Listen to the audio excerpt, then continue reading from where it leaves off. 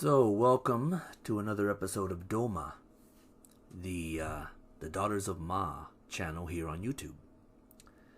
As time goes on, I will explain where the name come from and what it means.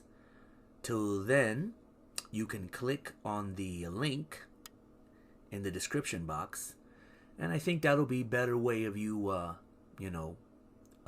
learning these teachings, these lessons, for lack of a better word, to familiarize yourself with the purpose of this channel. But this evening, or rather this morning, I thought that maybe I would go through some various different books on the UFO phenomenon and extraterrestrials. And just get a little bit of like a potpourri of different views on the subject matter. So I'll start it off with a book by a gentleman by the name of Jim Mars, and the book is called Alien Agenda. Now, before I begin,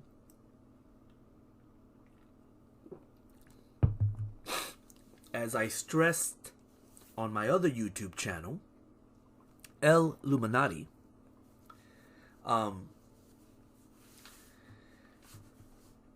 just because you read it from a book doesn't make it true. And if anything we've ever learned is that man lies. And it doesn't matter if it's a white man, black man, yellow man, brown man. It doesn't matter. Men lie. This is a sickness that we have as males. I, at the very least, can admit it and not feel ashamed about it, because sometimes I myself see myself lying.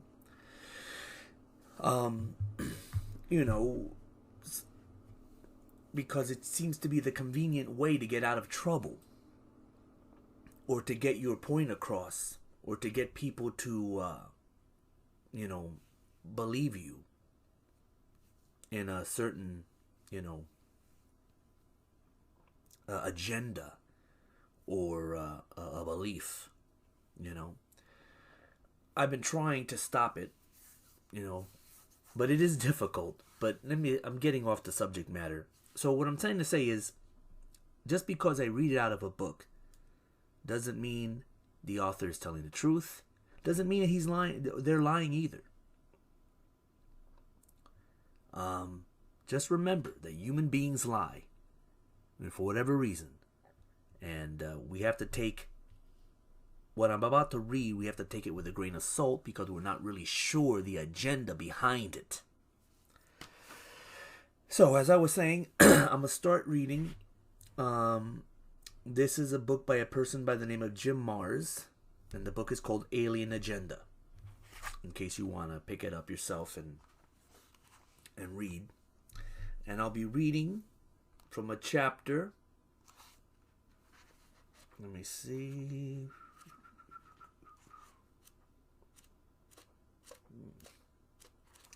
I just seen something interesting here. Okay. The chapter, I think it's called a meta. Please bear with me, because I'm kind of doing this off the cuff. Chapter 12. A metaphysical exam. And the part I'm going to be reading is Chapter 12, a metaphysical exam, the gods of war. When researcher author William Bramley began a 7-year investigation into the causes of war, he fully expected to find profit as the prime motivating factor behind mankind's turbulent history. After all, as Bramley discovered, war is not only very profitable to those who lend money or sell arms, but it is an excellent means of social and political control. War can be used to encourage populations to think in ways they would not otherwise do, and to accept the formation of institutions that they would normally reject. The longer a nation involves itself in wars, the more entrenched those institutions and ways of thinking will become, he noted. Studying man's history of warfare, Bramley found abundant evidence of third-party manipulation. It is no secret, for example, that prior to the American Revolution, France had sent intelligence agents to America to stir up colonial discontent against the British Crown, he wrote. It is also no secret that the German military had aided Lenin and the Bolsheviks in the Russian Revolution of 1917. Throughout all of history, people and nations have benefited from and have contributed to the existence of other people's conflicts. What Bramley was unprepared for was the discovery of UFOs as a continuous influence in history, from the concept of ancient astronauts to the modern flying saucer phenomenon. He found the traces of UFO manipulation, whether as space beings or spiritual entities, well documented throughout the ages. As I probed deeper, I was compelled to face the possibility that some human problems may be rooted in some of the most utterly bizarre realities imaginable. Bramley wrote in his well-researched and documented 1990 book, The Gods of Eden, because such realities are rarely acknowledged, let alone understood, they are not dealt with. As a result, the problems those realities generate are rarely resolved, and so the world seems to shamble from one calamity to the next.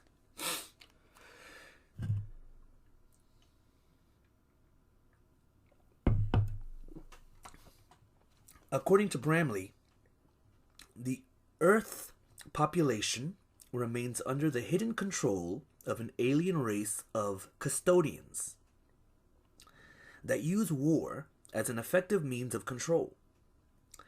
Human beings appear to be a slave race languishing on an isolated planet in a small galaxy, he concluded. As such, the human race was once a source of labor for an extraterrestrial civilization and still remains a possession today. To keep control over its possession and to maintain Earth as something of a prison, that other civilization has bred never-ending conflict between human beings, has promoted human spiritual decay, and has erected on Earth conditions of unremitting physical hardship. This situation has existed for thousands of years, and it continues today. Bramley's thesis echoes that of Charles H. Fort, a writer and researcher whose interest in obscure and bizarre facts led to the formation of the Fortean Society in 1931.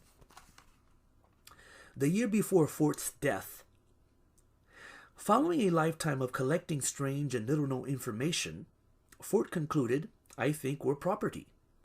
I should say we belong to something. That once upon a time, this earth was no man's land. That other worlds explored and colonized here, and fought among themselves for possession. But that now it's owned by something. That something owns this earth, all others warned off."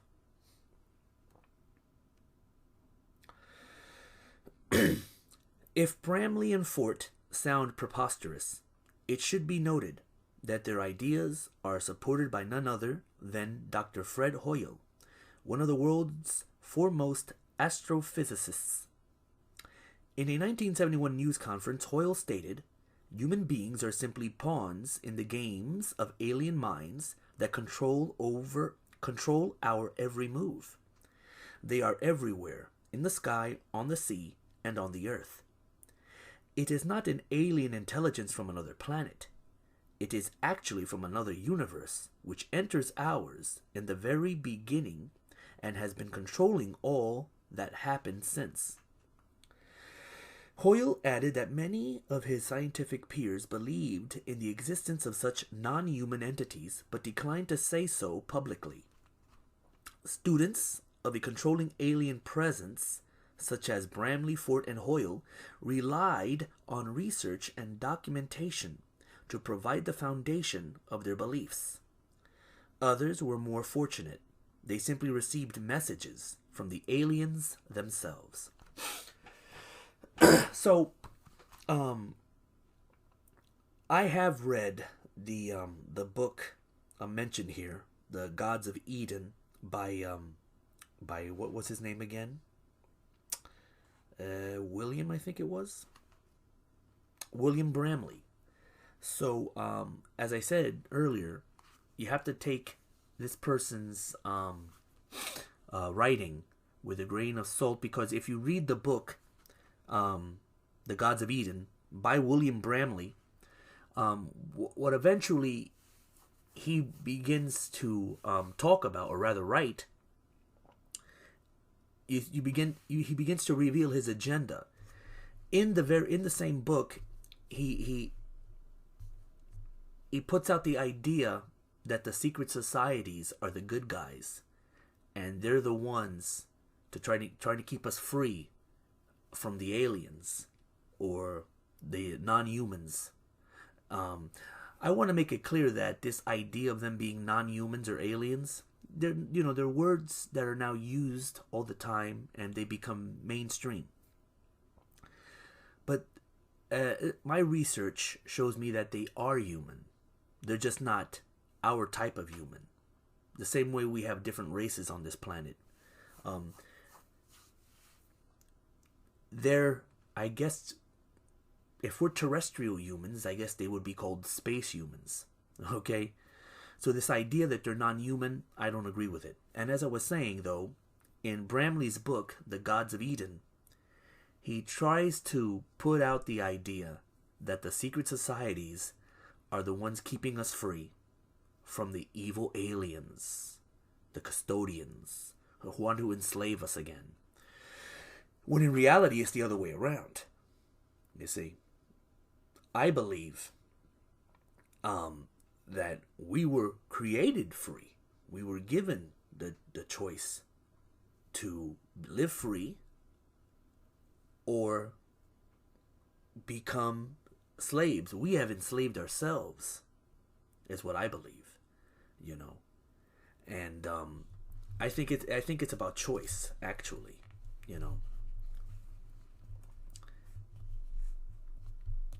I'll get into that some other time. I want to continue reading. Okay. Now, this is a very rare book. I got it from a small bookstore where they dealt with mystical and supernatural phenomenon. It's no longer around. I wish it was. This book is called Extraterrestrials Among Us by George C. Andrews. There's a lot of things in this book. A lot of it I believe to be not true. There's all sorts of things in the book. It spends a lot of time. There's a big giant chapter about mysterious mutilations. It's most of the book, matter of fact. The middle part of the book is mostly about the mysterious mutilations. So again, before I read, I try to remind people, do not take this information I'm reading as hardcore fact. Okay? There's truth mixed with falsehood. And we have to be very careful and aware whenever we're reading something. We can't take it at face value. So,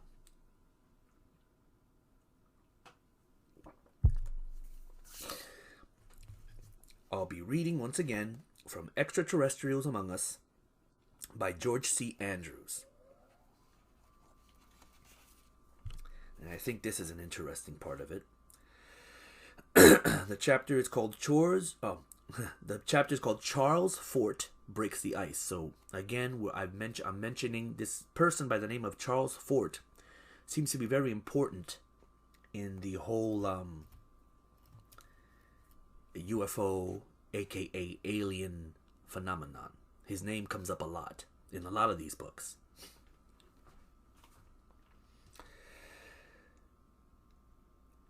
I'm going to read a certain part of it here. Let's see. Where should I begin?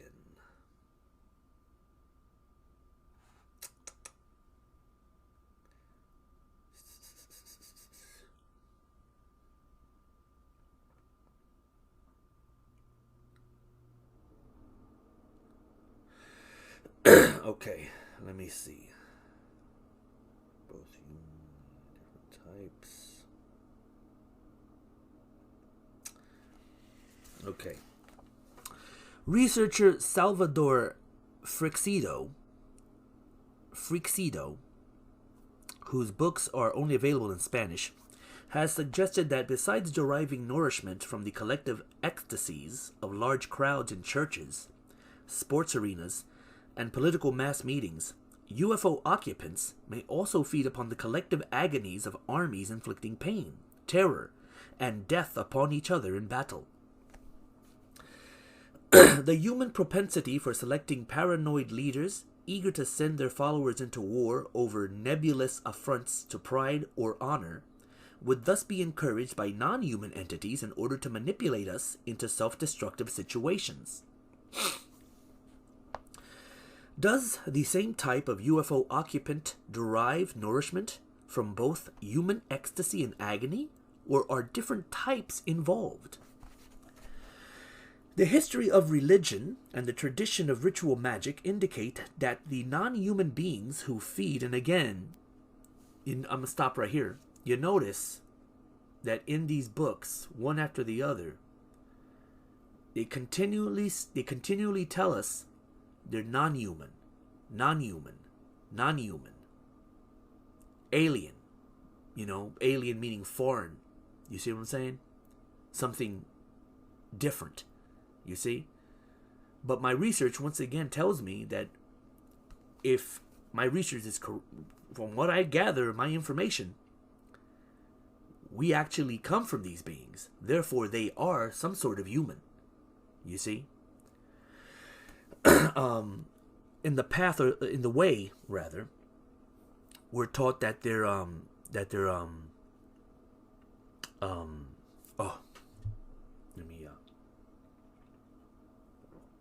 let me get this. Where is it?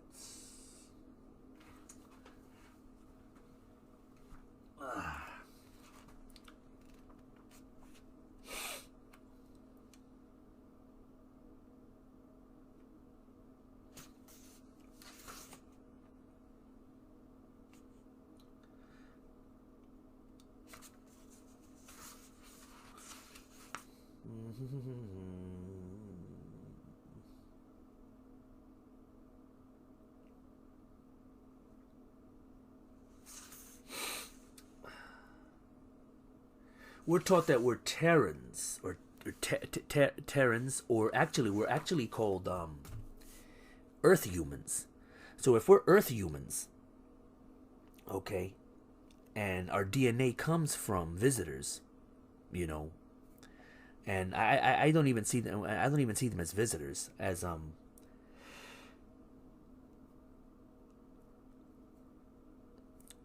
if we're Earth humans, they have to be heavenly humans. So I guess they would be more in the realm of what people can call today angels and stuff. An interesting thing, though, before I continue reading, is along with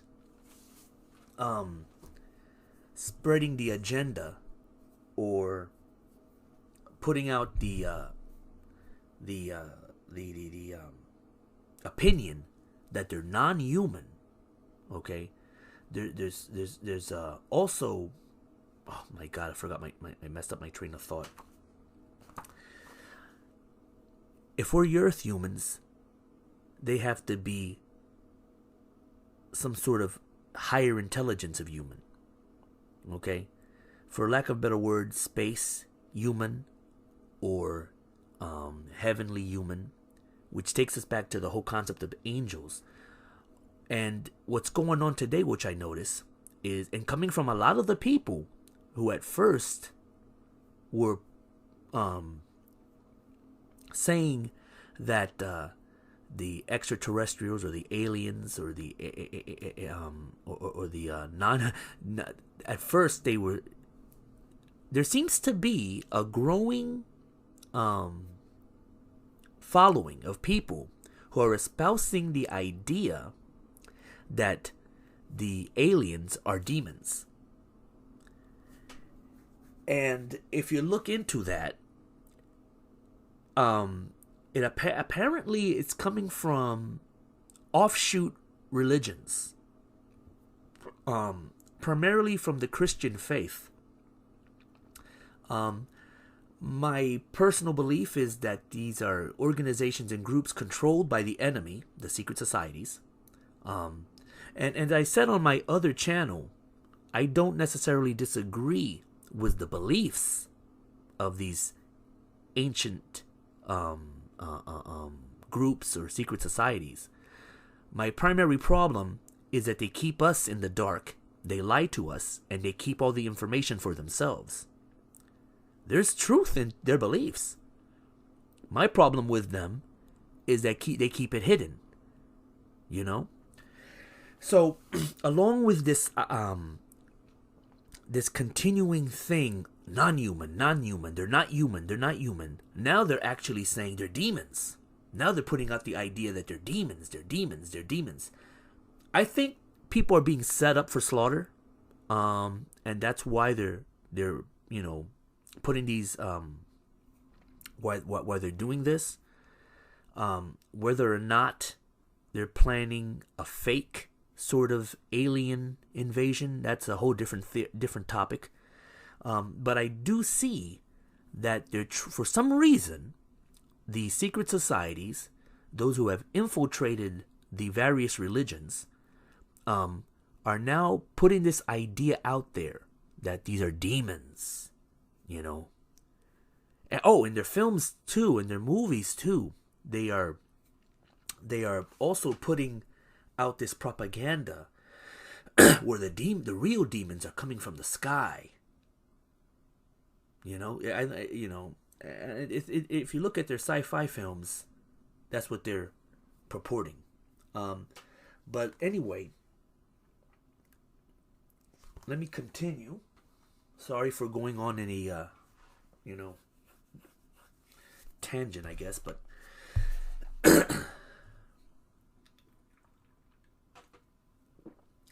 it's just that when you research as much as I do, you begin to see, once you know the truth, and I know it sounds ridiculous, but once you know truth, you can see the threads that connect all these various books, these movies, and these TV shows. You begin to see through their lies. So let me continue. Let me start from this part again. The history of religion and the tradition of ritual magic indicate that the non-human beings who feed on human misery and set us up for mutual slaughter are not of the same type as those who try to raise our levels of awareness. At the time that Fort was writing his book, Lo, not much was known about the group of magicians known as the Golden Dawn. Since then, several versions of the history of the Golden Dawn have been written. What was the Golden Dawn up to during the winter of 1904 through 1905? It had just broken up into a number of warring factions, those on the right-hand path separating from those on the left-hand path. These groups then fragmented into extremists and moderates and other assorted tendencies. As long as the Golden Dawn was functioning as a single group, the extremists on the left-hand path were held in check and had their activities restrained. When the Golden Dawn broke up in 1903, they went their own way, no longer under any restraint whatsoever. By the winter of 1904, they were ripe for action. A spirit named Awas dictated the Book of the Law to Aleister Crowley. The following verses from it give some idea of this extremist splinter group's philosophy. We have nothing with the outcast and the unfit. Let them die in their misery, for they feel not. Compassion is the vice of kings. Stamp down the wretched and the weak. This is the law of the strong. This is our law and the joy of the world. Love one another with burning hearts. On the low men trample in the fierce lust of your pride, in the day of your wrath. Now, let me stop again. I'm sorry, but I have to say this. The person who wrote the book I'm reading from is now quoting parts of Aleister Crowley's book, The Book of the Law. But they're putting ... I always, when I see that, I have to let people know that what that means is that they're taking sentences out of context from the original paragraph. So just know that what I'm reading now, they printed from Aleister Crowley's book, but it's not in the context of what Aleister Crowley put in there. Just so that you know. Pity not the fallen. I never knew them. I am not for them. I console not. I hate the consoled and the consoler. I am unique and conqueror. I am not of the slaves that perish. Be they damned and dead. Amen. Therefore strike hard and low, and to hell with them. Master, lurk, withdraw upon them. This is the law of the battle of conquest. Thus shall my worship be about my secret house. Worship me with fire and blood. Worship me with swords and with spears. Let the woman be girt with a sword before me. Let blood flow to my name. Trample down the heathen. Be upon them, O warrior. I will give you of their flesh to eat. Sacrifice cattle, little and big, after a child. Kill and torture, spare not, be upon them. Crowley spent the winter of 1904 through 1905 at his property near Loch Ness in Scotland. The secret house. They put this in parentheses. He was engaged in magical warfare with the man who had taught him magic, MacGregor Mathers. They were each invoking all the demons they knew the names of to destroy the other. Mathers emerged from the confrontation a broken man. According to the Abramelin system of magic, which Crowley learned from Mathers, the magician makes contact either with his holy guardian angel or his malevolent demon. In Egyptian mythology, these two opposing principles are personified as Horus and Set. The word Satan is derived from Set, whose hieroglyphic symbol is the donkey. And I'm going to stop here one moment. My research has recently revealed that Set originally was a female, and that apparently Set is another name for the goddess Isis.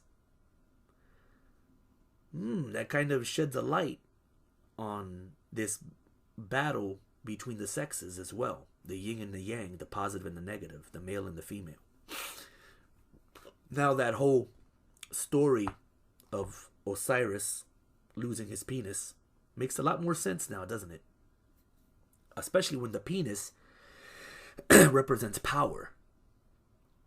That's what it means. So, one of the puzzling incidents reported during 1904 through 1905 was a man who saw a large dog in an area where mysterious killings of sheep had been persistently occurring. As he watched it, the large dog turned into a donkey. Members of the Golden Dawn gave considerable attention to the study of materializing thought forms and had access to Tibetan tulpa techniques.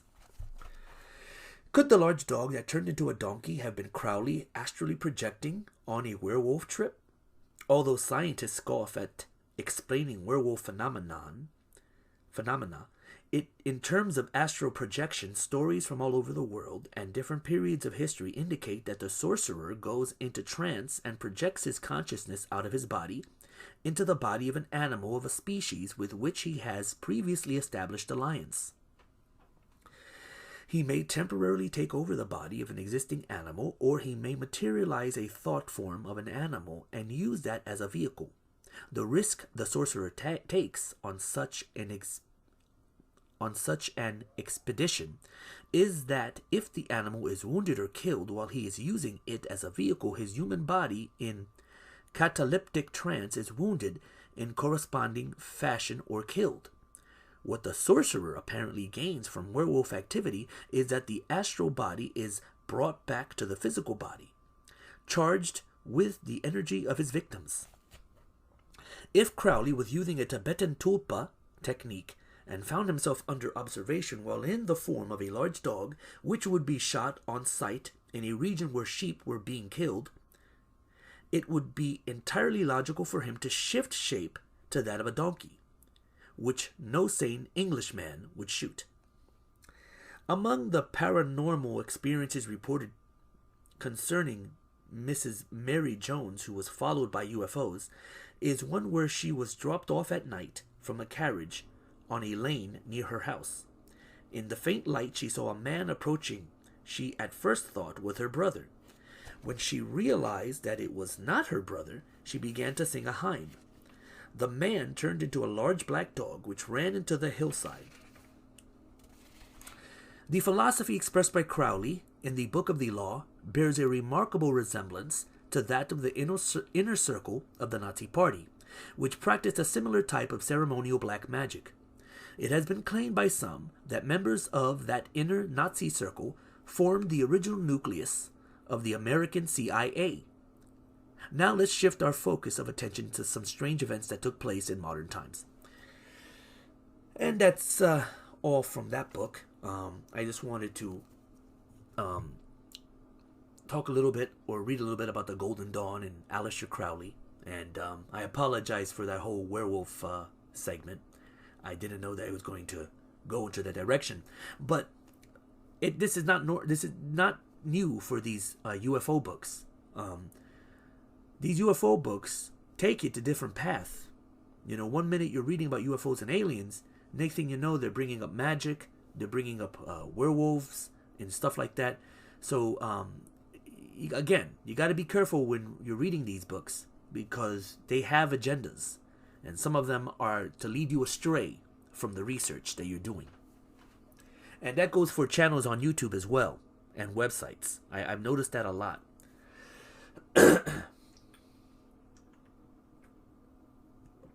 Okay. Oh, once again, in case you want to read the book for yourself, it's a rare book, but I bet you can find a used copy somewhere.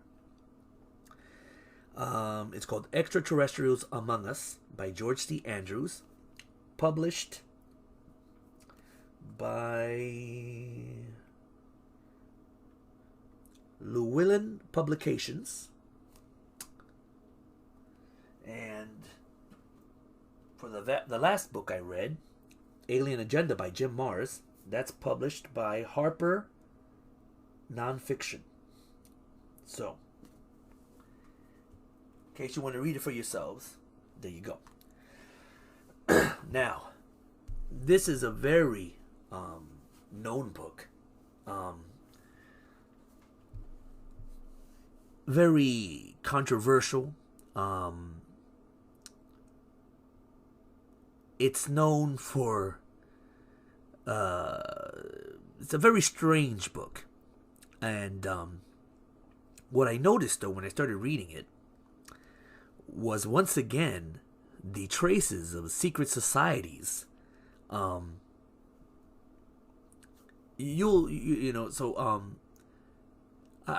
caution again that what I'm reading doesn't necessarily...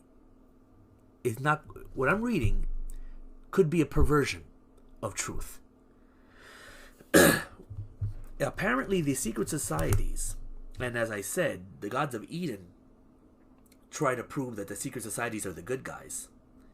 The secret societies, for some reason, have something to lose or gain from making us believe that the extraterrestrial phenomenon, or UFOs, or aliens, or whatever you want to consider them, are bad.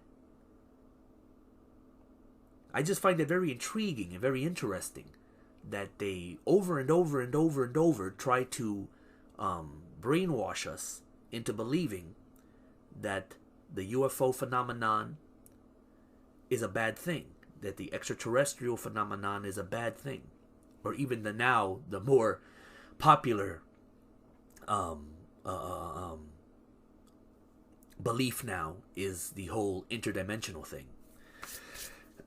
So, and strangely, that actually became even more of a popularity since the Steven Spielberg movie, what was it called? Kingdom of the Crystal Skull. It was a belief that was around, but until that movie came out, that's what really put it on the map now, and you have a lot of people now believing in the whole interdimensional thing, which could be a possibility. Now, there are I'm about to read this book. It's called the Andreasen Affair, or Andreasen Affair. I hope I'm saying it right. The Andreasen Affair, the true story of a close encounter of the fourth kind. And this book is written by Raymond E. Fowler, and even Whitley Strieber, the author of the book Communion, had a little thing here to say about it. Something extraordinary happened to Betty Andreasen. Maybe she encountered non-human visitors again. Non-human. See, they want us to believe. Oh, it's incredible. Not only are the secret societies involved in a lot of these books, but they keep pushing down our throats that they're non-human. They're non-human. They're non-human. Non-human visitors, or maybe something even more strange. Whatever the origin of her experience, her immensely powerful story awed me. Its rich and provocative imagery will remain with me forever. And that's a little quote from Whitley Strieber, author of Communion, who is at best also someone we should be very wary about following. He's questionable, let's just say that. If you started listening to this show, this podcast, this channel, and you thought that it was all going to be about me believing everything I'm talking about, no. I see an agenda. I see something going on where we're being led to believe that the UFO phenomenon, the extraterrestrial phenomenon, is evil, is bad. For some reason, they want us to be against it. Now, what I'm about to read is a very good example of truth mixed with falsehood. But I'm going to leave it at that, because I'm not going to let my own beliefs get in the way of the point of it. I want you to come to your own conclusion. So, again, I'm reading from this book. The Andreasson Affair, the true story of a close encounter of the fourth kind.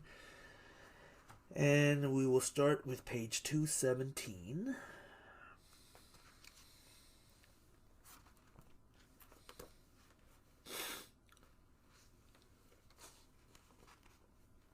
Okay.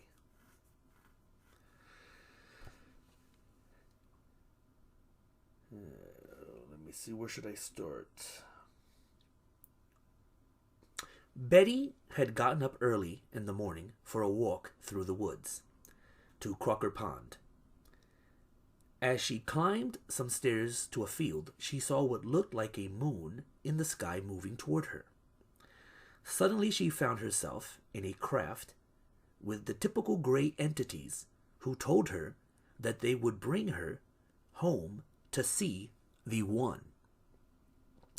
This indeed did occur, and will be summarized, but first, what else happened?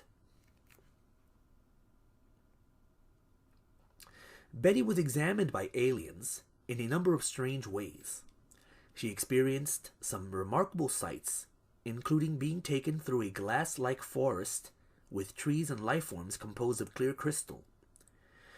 When she touched a butterfly, it came to life momentarily before becoming a tiny ball of light and returning to its crystal form. She was put aboard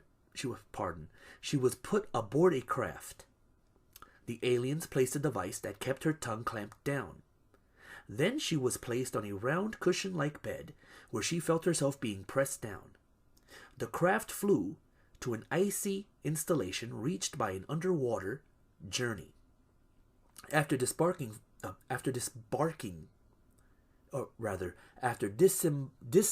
from the craft, Betty and the alien entities walked through an icy corridor. They passed what appeared to be rows and rows of upright, clear-faced cubicles containing what appeared to be mummified people from different times and cultures. Literally a museum of time. To visit the One, she was made to lie in a coffin-like device, which transported her to a place that had a huge glass door. She found herself coming out of her body and confronted by tall, blue-eyed, human-like entities. Well, let me repeat that part. Where people like Whitley Strieber and others want to tell us that they're non-humans, here, the person, Betty, who's abducted, describes them as being human-like.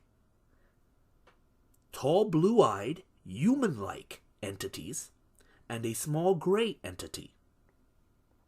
Betty was commanded to enter the great door. She did, and experienced someone or something or both that she was not able to describe because of its beauty and secrecy imposed upon her. It seemed to be identical to what is called a near-death experience. The hypnotist tried every way he knew to extract what Betty had seen during the Great Door experience, but to no avail. A summary of what he could extract follows.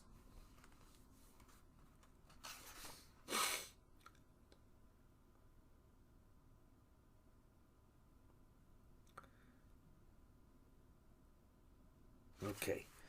1. Everybody is nice. They are just growing. 2. Everything fits together. Everything is one. 3. Those without love have nothing. 4. Love is the answer to all things. Okay.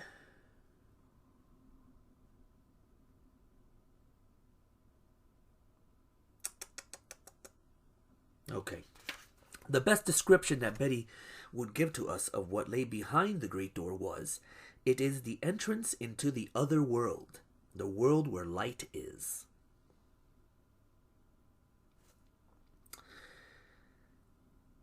Okay, I'll finish it up here. After the great door experience, Betty again was placed back in the same device. It transported her back to where she had been previously. There she was examined again. This included her being placed before a TV-like monitor where she observed balls of light and symbols, having her spinal fluid tapped, and a very traumatic operation that removed her eye. After it was removed, a tiny implant was placed behind it. An implant was taken from Betty's nose during her 1967 abduction experience. Betty was then flown by a strange craft with tubes mounted on its top, which landed near Crocker Pond, where she had set out for that morning. She was placed beside the pond and made to forget what had happened to her. When Betty came to, she thought that she had walked to the pond as planned. And let me just note that what I just read was purportedly what this person, Betty Andreasen, told a hypnotist. This when she was under she was hypnotized. This is what she revealed, So take that again with a grain of salt. We don't know if she was actually hypnotized or not. We don't know if any of this is true. Interesting, but we don't know if it's true. Okay, and let's continue. 226 to 227, same book. The Andreasen Affair, and this chapter is a new investigation.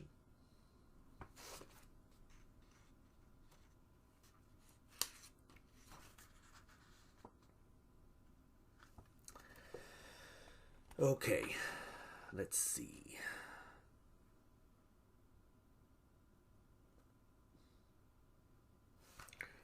Where can I begin?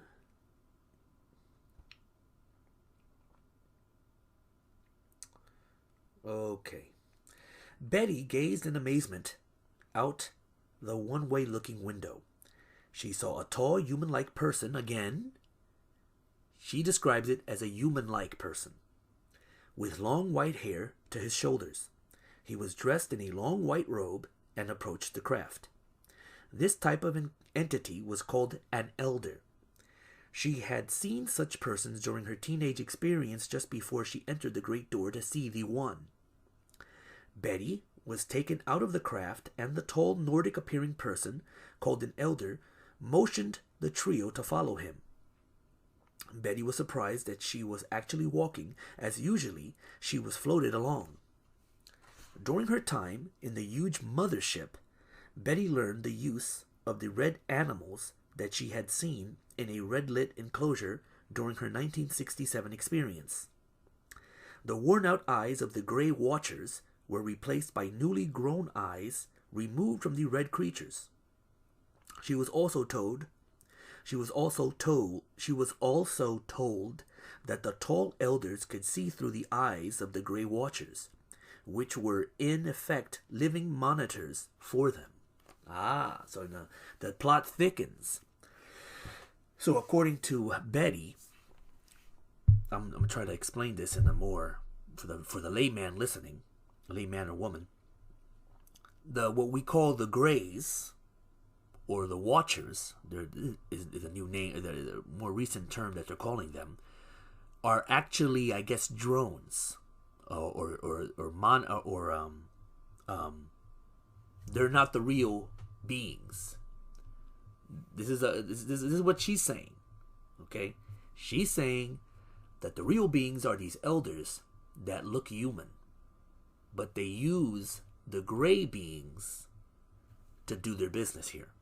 You know what I'm saying? Sort of like robots, They can see what goes on, and they use them as, I guess, puppets or something to get their job done. As what was that name of that movie? Avatars. So apparently the Greys are avatars for human-looking beings. Okay? So let's continue. That's interesting. I don't know if it's true, but it's interesting. Betty was privy to many sights on the huge mothership. At one point, she was shown a TV-like device which had recorded a childhood scene from her past at church. She also witnessed a strange ceremony performed by elders, a trip to Earth with an elder in an in and out-of-body state. There she saw how elders secretly helped mankind while in this invisible state of being. The crowning event of this particular abduction experience was being brought again to the great door and entering to see the one. But again, the hypnotist was not able to persuade Betty to describe the beauty and love she experienced behind the door. Afterward, she was again placed in the round craft that had brought her to the mothership. The craft returned to Earth. Betty was placed back into the blue glowing orb, which descended to the ground just outside the trailer. She entered and went to the bedroom where Bob was sleeping. She was shocked to the core when she saw her physical body in bed before she entered it. Betty had no idea how her physical body got back to the trailer while she was still in an obese state of being. Let's see. A few other curious things were revealed under hypnosis. One involved a 1988 incident in their car while on their way home from a drive-in movie. For some reason, they took a lonely route home. As they passed an apple orchard, something hit the car. A bright light enveloped it. Bob became paralyzed at the steering wheel. Amazed, Betty found that the car had been taken up into a craft into a large open garage-like area. Another car was seen parked nearby. There appeared to be some kind of an altercation among some gray entities, which was dispersed by one of the tall-robed elders. Apparently, they were not supposed to have been taken. They were returned to their car, and later curious about the 45 minutes of missing time.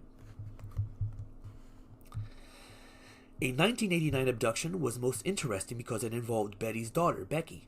Betty suddenly awoke and saw a multi-prolonged object come through the window. It sprayed out streaks of light. Betty came out of her body and found herself beside a gray entity in a room aboard a craft. There, she was shocked to see Becky working at some kind of console that had strange hieroglyphic-like writing on it. She rushed to Becky. When Betty's hand touched Becky, her hand passed right through her. An alien told Betty that they had been training Becky in the letters since she was a child, but did not tell Betty why. So, I find that interesting because in my research and in my teachings, not my teaching, but the teachings of the way, there is mention of what I guess you can consider God or the Force or whatever, goddess, called the One. So it's quite possible that it's quite possible that this person knew of the way as well. That it's just very curious that the same terms are coming up. And again, it always revolves around secret societies. There's something there. There's something there. Okay. I believe the secret societies, this is my personal opinion, I believe the secret societies are trying to manipulate the way we believe, or the way we what's the word? They're trying to manipulate the way we will approach the whole topic of UFOs and aliens. They're brainwashing us to be against it for some reason. I don't know why. They've infiltrated all aspects of our culture and society and our religions with this anti-alien agenda.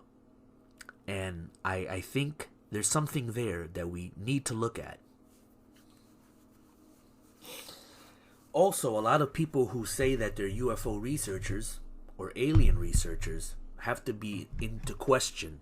We have to question their motives because apparently they have an agenda in trying to control how we perceive the whole phenomenon. I will now read, and that again, once again, the previous book was The Andreasen Affair, The True Story of a Close Encounter of the Fourth Kind. And it's published by New Page Books, division of Career Press. So if you're interested in reading it, but remember,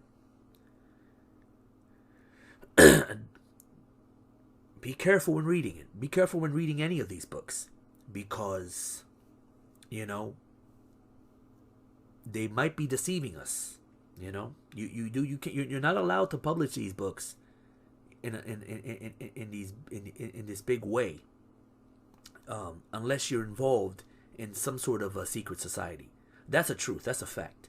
Okay, they don't let just anybody print books. You have to be involved in some way or capacity for them to publish your books. Okay, so they have an agenda. Their agenda is to make us believe it their way, and we cannot do that. We cannot believe it their way, because they're liars. They lie about everything. They don't pick and choose what to lie about. They lie about everything. When they lie about something, okay, it's because there's truth there. And when they supposedly say the truth, it's a lie. This is the duality. You know, this is how they behave. This is how they do things. Next book. The UFO. Oh, pardon self. UFO. The Continuing Enigma. And this is from a series of books called Quest for the Unknown, published by Reader's Digest. And again, the name UFO, The Continuing Enigma. There's some here I want to read. Not too long. This is the chapter called The Believers. And there's a lot of it, actually.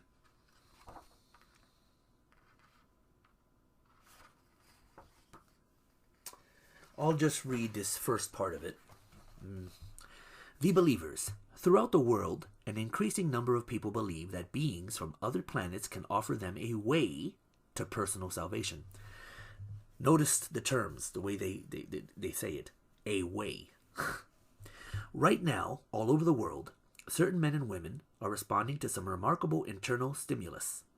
They are having peculiar memories surface, which remind them that their true ancestral home is a very distant, a very alien somewhere else. So begins The Star People, 1981, by Brad and Francie Steger, with its startling hypothesis that there are thousands of aliens now awakening among us. According to Brad Steger, a prolific author of books on UFOs, these are the Star People, whose ancestors were alien beings who visited our Earth and interbred with humans. He claims that genetic traces may still be found in these individuals today, in the form of extra vertebrae, unusual blood types, low body temperature, or chronic sinusitis. I'm going to try to pronounce this. Sinusitis. Star People. Steger says that he first became aware of this group of people when he traveled across the USA on lecture tours, gathering material for his books and articles. Individuals would make themselves known to him and tell him their memories of their alien ancestry. Soon Steger had encountered enough people across the country who had the same memories to prompt him to investigate this phenomenon. How convenient for Steger. I just said that. He believes that the Star People are men and women who have an awareness that their soul essence came to Earth from other worlds. These reawakened people are now waiting to help us through the very difficult times which lie ahead. Terrible cataclysms, volcanisms, geological changes, the collapse of social structures, maybe even the reversal of the planet's electromagnetic field or the shifting of its magnetic poles. Steger found that the majority of the Star People are already working for the benefit of the community, as doctors, teachers, police officers, or even psychic counselors. Starbirth Questionnaire. Steger subsequently devised the Starbirth Questionnaire, which enables an individual to assess his or her own personal potential. The test includes, and this is the curious part for me, so listen to this. The test includes 33 questions, such as, did you feel your mother and father were not your true parents? Did you have unseen friends as a child? Do you have mesmerizing eyes? And please state the event that occurred to you around the age of 5. Tell who or what you saw. Please state what message, if any, was given.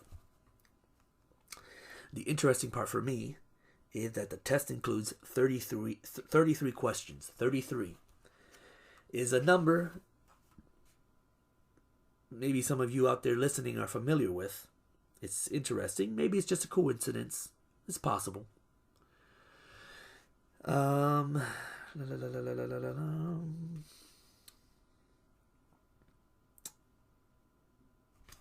Okay. Let's see.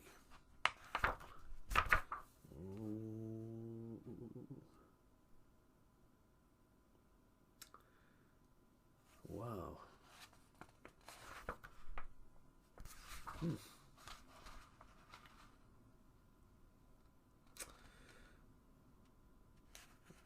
Okay. Wow, there's a lot here.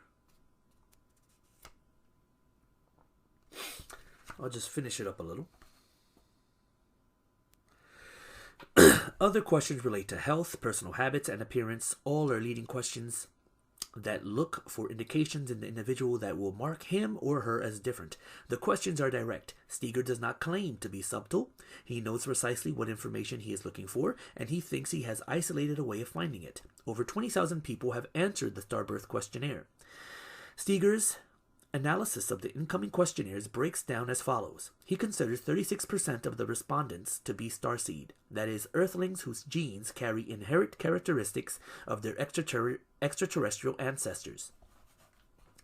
A further 47% proved to be star helpers, the descendants of the first disciples of the aliens when they visited our planet.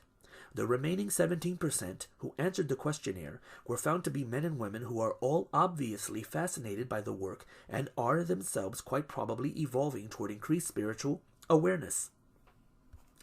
Other details that emerged are that 92% felt their mother and father were not their true parents, 80% had unseen friends, and had been visited by an angel, elf, or light being at around the age of 5. Many were inexplicably drawn to the constellation Sirius, and 7% had heard the message that now is the time. And I'm going to stop right there. For those of you, again, who know anything about the secret societies, one of their mottos is now is the time. Coincidence? Well, you figure it out. You think about it. According to the guidelines set out by Steger, over a third of those who completed the questionnaire believed their ancestry to be extraterrestrial. This is astonishing enough in itself, but what is perhaps even more striking is the unmistakable parallels between the abductee stories and the experience of the star people. In both cases, people are often contacted by alien beings while very young. These individuals may have always felt that they were outsiders, alien and separate, not truly belonging to this world. In both experiences, the individuals are then activated in some way later in life, in some cases claiming to have found their true purpose. Okay. And that book, again, is called, from a series of books called Quest for the Unknown, published by Reader's Digest. That book is called UFO, The Continuing Enigma.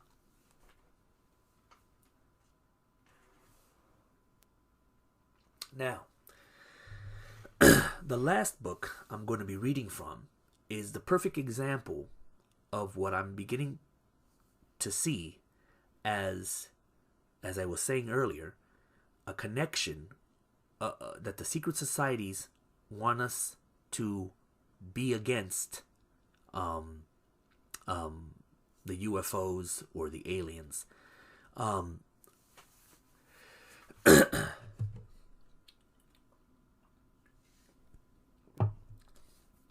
This book, though, is written by what I presume is a Arabic person, a Muslim. This is a very interesting book. If you can find a copy, pick it up and read it. But because I think it's the perfect example of an initiate of the mystery religion, a secret society initiate, infiltrate the religion and putting out ideas out there to manipulate the reader into thinking that the alien phenomenon is evil. He's one of these people calling the aliens or the visitors or the UFOs demons. Okay. At first, I thought when I bought the book that he was going to give me some insight. But then I started, as I started reading, I could begin to see that once again, he wanted the people reading the book to see the aliens or the UFOs in the context of demons. Of course, if they're demons, they're bad, right? You see? And again, this same phenomenon is happening on offshoots. Curiously, offshoots from the Catholic Church.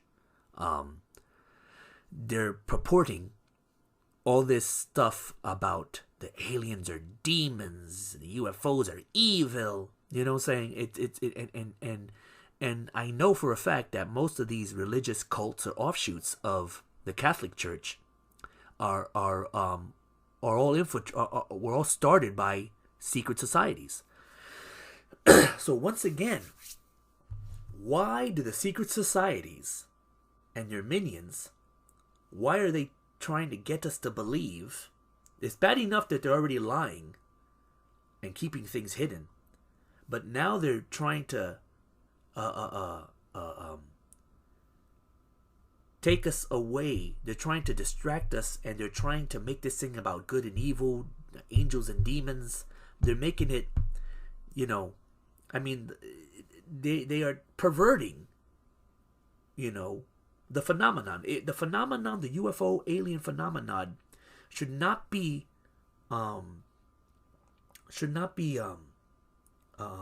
viewed from the standpoint of good and evil. Are they evil? Are they demon? You know what I'm saying? That's religious nonsense. That's religious talk. Okay?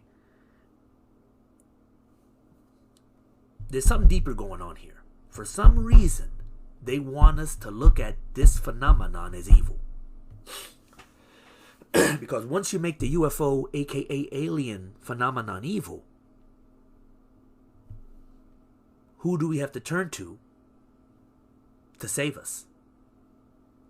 The secret societies and their agendas.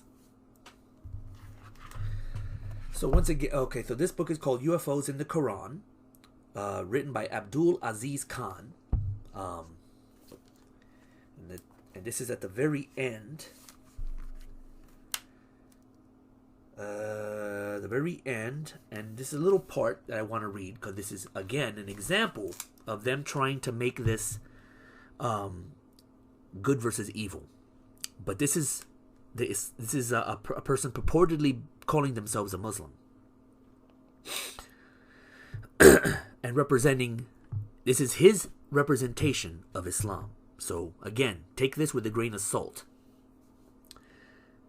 Tomorrow's Islam.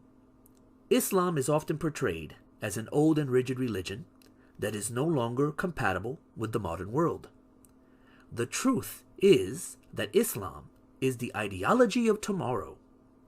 The Quran, the nucleus of Islam, was never new and can never become old, because its source, God, and in parentheses they put it, or quotation marks, I get confused about what is what when it comes to those symbols that surround the word, because its source, God, lies outside the dimensions of space and time. Muslim understanding of it, however, is primitive and needs to be updated. I wonder what that means. For any of you out there who are Muslims, you figure out what this guy's saying. This guy's not one of you. All right? This guy's not one of you. It is quite foreseeable that in tomorrow's world there will be, or rather there will only be, two main ideologies. The first is the secular order, which has obvious roots in alien worship and Satanism. Oh, there's that word, Satanism. When you want to demonize something or something, you have to mention Satan. Which, as I read earlier in another book, Satan comes from Set. Set was originally a female and was another name for Isis. You see how things all come together? The second is Islam, which recognizes... let me read that part again, though. The first is the secular order. The secular order meaning the world. In case you don't know, secular means worldly. The first is the secular. Let me read that part again. I want you to listen to this very carefully. Listen to the manipulation going on here. It is quite foreseeable that in tomorrow's world, there will only be two main ideologies. The first is the secular order, which has obvious roots in alien worship and Satanism. The second is Islam, which recognizes alien contact and considers its own objective to be the elimination of the UFO cover-up from the world. In this global war of ideas, the latter will consume the former. May God give us all the wisdom to see the truth and the courage to accept it when we see it. So, the laid in layman's terms, this guy is saying there's going to be right now it's a war of ideas, which will have to be at some point in time in the future become a physical war. And this guy's doing something very deceptive. He's trying to he's stating that if you have any interest in the UFO alien phenomenon, okay, you're worshiping the devil, you're worshiping Satan, okay, and you're an enemy of Islam. That's what he's putting out there. All right? And these are the types of people that we're going to have to, whether we like it or not, whether they be Jew, Christian, or Muslim, these type of people are going to be the ones we're going to have to face. Okay? And we're going to have to come to a decision. We're going to have to come to a decision of how we're going to handle them. Be prepared. Be prepared. They come they're wolves in sheep's clothing. They say they're Jews, but they're not Jews. They say they're Christians, but they're not Christians. They say they're Muslims, and they're not Muslims.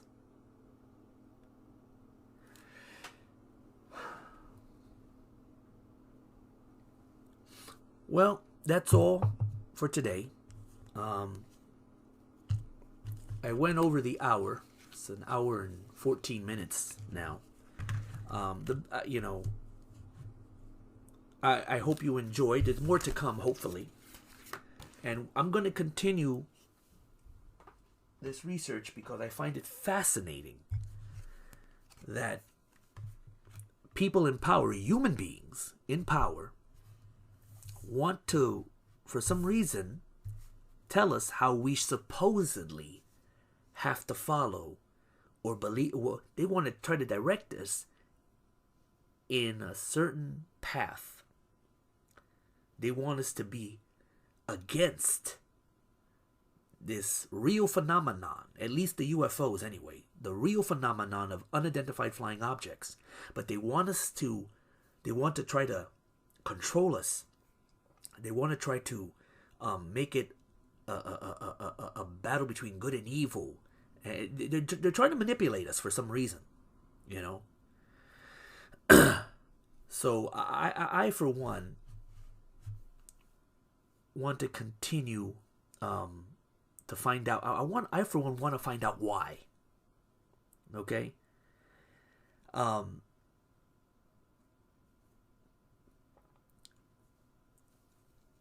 It's curious that last book was written. Oh, let me give the name. Again, the book is called UFOs in the Quran by Abdul Aziz Khan. And this one is published by Strategic Book Publishing. And what's curious about Strategic Book Publishing is that their symbol is a target symbol.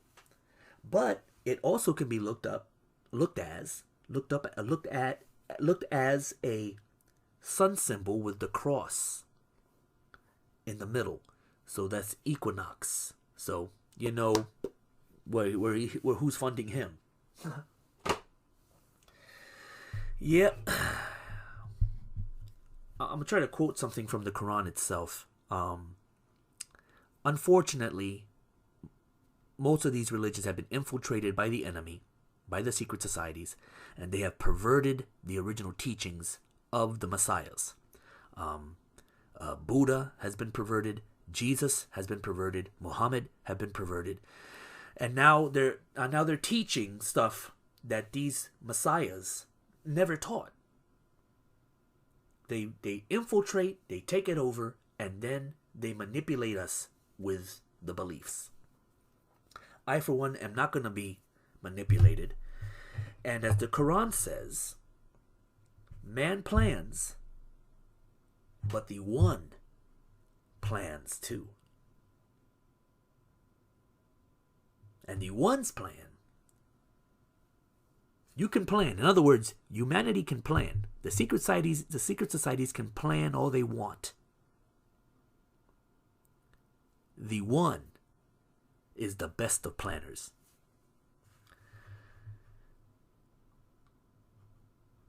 Till next time, peace.